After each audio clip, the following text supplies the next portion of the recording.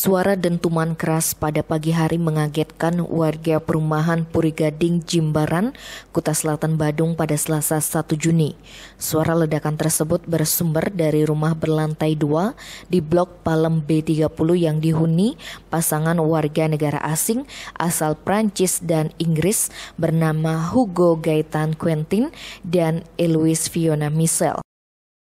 Kapolsek Kuta Selatan AKP Yusa Agustinus Soai mengatakan kejadian berawal ketika Hugo hendak merebus air panas untuk membuat teh di dapur. Ketika kompor dinyalakan, tiba-tiba kobaran api menyambarnya dan terjadilah ledakan keras yang menghebohkan warga. Pihaknya menduga penyebab ledakan tersebut akibat adanya kebocoran tabung gas 12 kg. Kepala Dinas Pemadam Kebakaran Kabupaten Badung Iwayan Wiryo mengatakan akibat kejadian tersebut 1 unit bangunan rumah terutama lantai 1 hancur termasuk 1 unit mobil milik korban mengalami kerusakan. Sementara pemilik rumah mengalami luka bakar cukup serius di sekujur tubuh.